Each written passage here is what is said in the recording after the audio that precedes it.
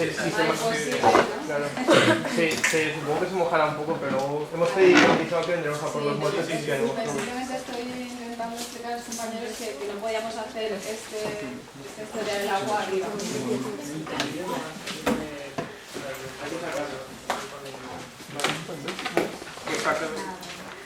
¿Qué repartido? El repartido. Contáis con 10 minutos.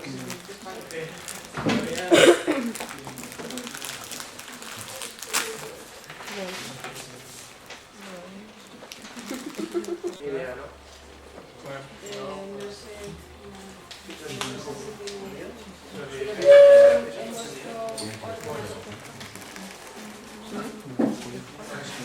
¿Lo tenéis grabado en otro lugar? ¿El sonido? ¿Lo tenéis en otro lugar o no? Bueno, pero habría que hacerlo...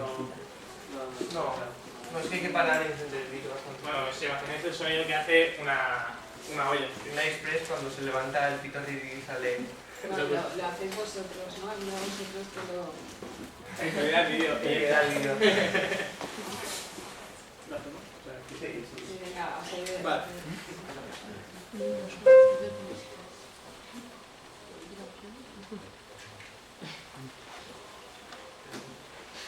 Si queréis mirar a ver si están referencias, como he salido referencias o algo así.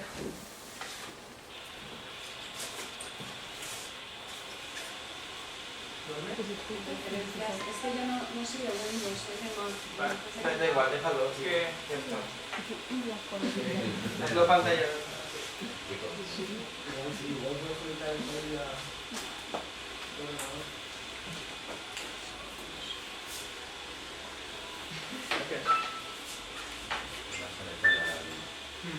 A lo mejor no es así porque... Vale, es que aquí es imposible si no sacan Pero la... lo Da igual, claro. a través de un teléfono, en paralelo. Bueno, lo podemos hacer nosotros. Tampoco... Sí, hay que hacer que no te preocupes. Es un detalle.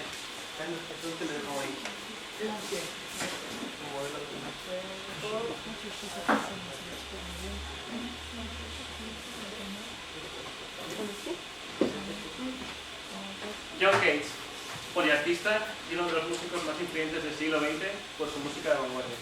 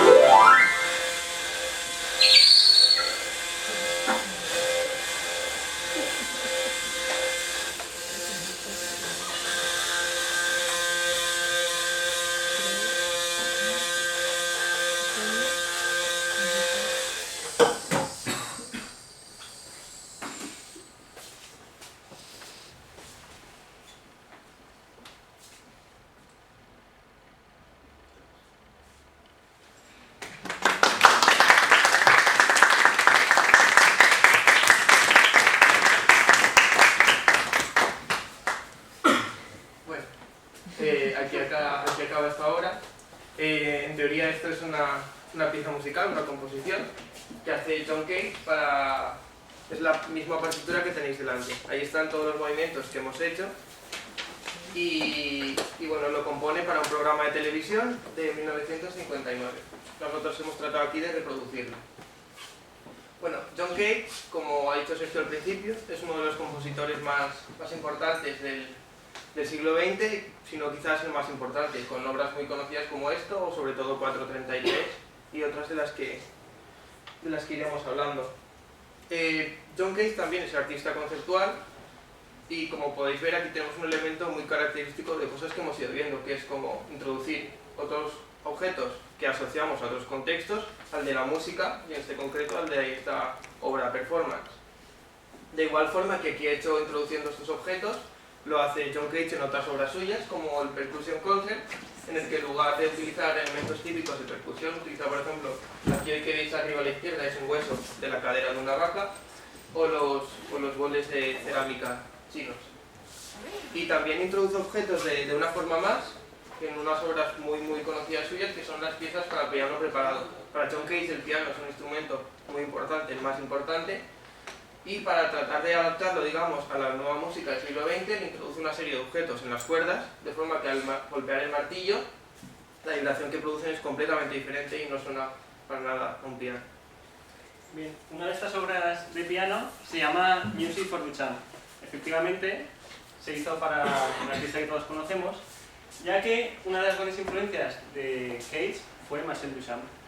Entonces, tal era la devoción que Cage le propuso pues, participar en esta performance, que se trata de simplemente jugar al ajedrez, pero en el tablero tiene conectados como unos vibradores, unos micrófonos, que hace que cuando se mueven las fichas suenan los sonidos. O sea, se nota cuando se mueve, dónde va.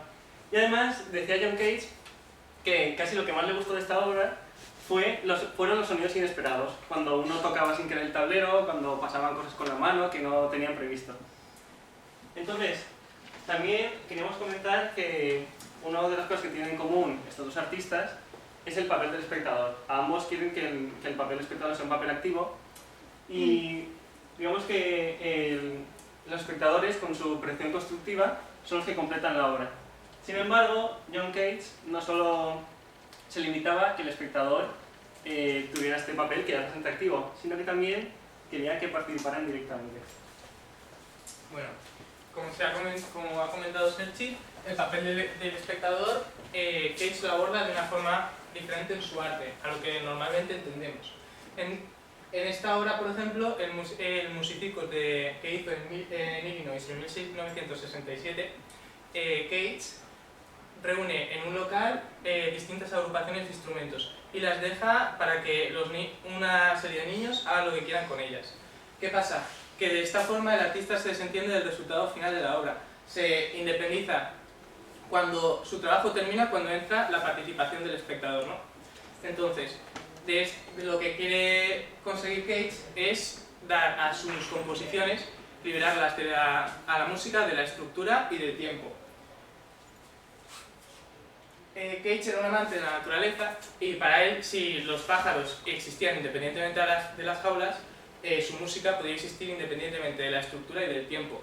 Entonces, para darles libertad, lo que hizo fue eso, meter al espectador e introducirlo en su arte, ¿no?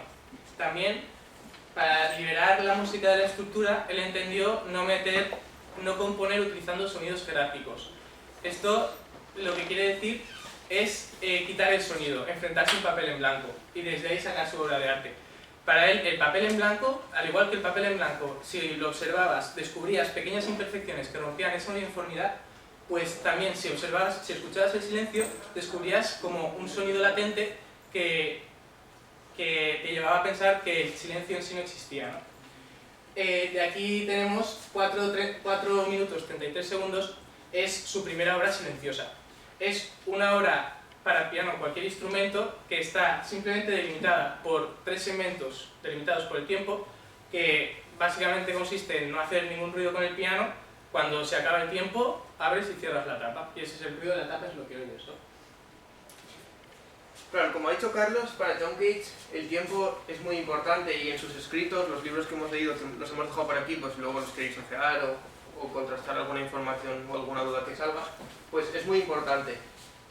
De todas formas, al mismo tiempo nosotros hemos contrastado que pensamos que eso no es tan así, al menos en muchas de sus obras conocidas, es decir, 433 es la obra de la libertad del tiempo, y realmente podría haber dejado el tiempo abierto al intérprete, como pasa en una cadencia musical, como ocurre en otros estilos de música ya de la época, incluso anteriores, decide limitarlo en su obra, digamos, más conocida, que es 433. Entonces, pensamos que quizás no haya sido tan relevante o para la crítica o para la posterioridad.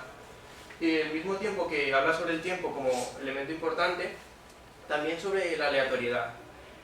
John Cage en todos los escritos sale que la aleatoriedad es muy importante para él, entonces sobre esto hemos reflexionado que lo mismo que decíamos del tiempo se puede aplicar un poco a la aleatoriedad, es decir, en 433 la decisión que toma sobre el tiempo podría haber sido aleatoria, por ejemplo lanzando unos dados, que pensamos que debería ser en ningún libro, y en ningún libro hemos encontrado información de que esa decisión fuera aleatoria, sino es una decisión meditada.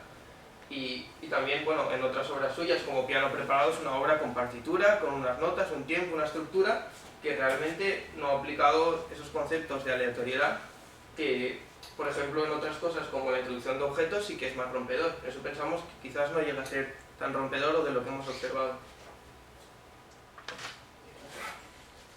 Y también podríamos preguntarnos sobre la aleatoriedad en una de sus obras pictóricas. Estas son las New River Watercolors, y de lo que trata es de que coge unas piedras y con un pincel o una pluma pinta el contorno de ellas. Entonces, ¿qué pensamos que tiene de aleatorio? Evidentemente, lo más aleatorio son la forma de las piedras. Y quizás también podríamos creernos que ha ido al lugar donde ha cogido las piedras y las ha cogido al azar.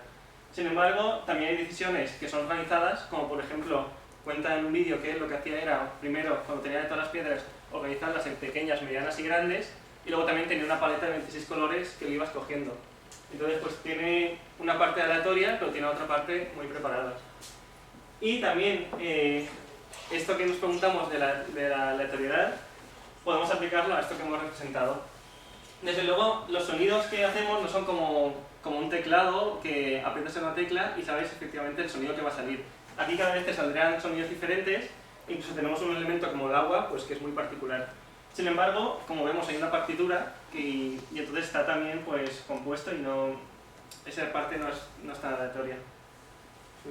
Y bueno, para acabar, someter a debate sobre todo estos dos elementos que pensamos que son los más polémicos o que los hemos visto así, sobre la aleatoriedad, si es así o no, hasta qué punto, y también el tiempo. Y bueno, si tenéis alguna duda, yo creo que sería eso.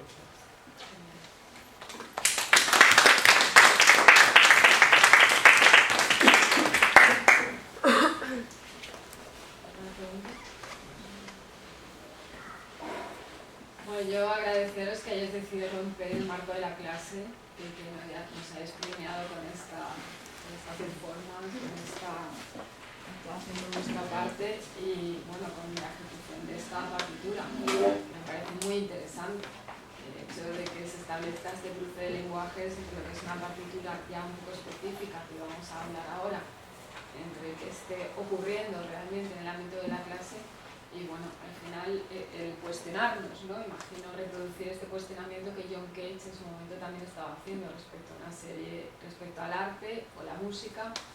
Yo creo que bueno, no sé, quizás es mejor que veamos dos presentaciones más, la de Marcel Duchamp y los Happenings, y podamos cruzar informaciones. ¿Os parece? Y así buscamos un debate un poco más amplio. Pero creo que ha sido tremendamente gráfico y que nos ayuda a entender muchísimas cosas. También cuando os pido que os involucréis con un trabajo es que lo representéis o profundicéis en él de la forma que estiméis conveniente. Creo que esta involucración en una obra y en la representación de la obra de John Cage es estupendo. Que os hayáis involucrado de esta forma. Muchísimas gracias.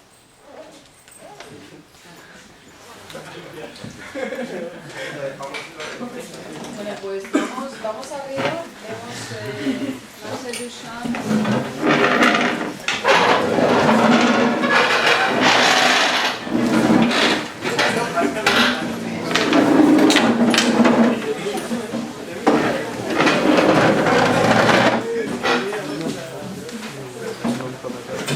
je fais la même chose que lui. Puis je vais dedans, voilà.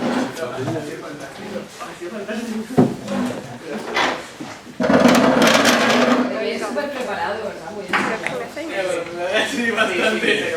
A ver, tú eres músico. Sí. ¿Algún músico más sí también? ¿Sois todos No, músicos? No, no, sobre todo tú no, sí. no. Sí, pero bueno, también estabas todo súper controlado. El problema es que el de la explosión es el tercero que compramos y los dos anteriores no habían explotado. O sea, es la primera vez que hemos conseguido Sí, ¿cuántas veces te hemos repasado, tío? Muy bien, muy Y bien. nunca ha explotado, tío. Pues voy a verlo para que pueda empezar y nos vamos a esto. Prefiero casi que lo... Bueno, ¿Lo limpiamos ya? ¿O lo dejamos para cerráis si cerramos queréis, con ¿no? llave? Como no vaya nadie, lo así podemos... Vale, si mejor estamos con ellos. Vaya tela.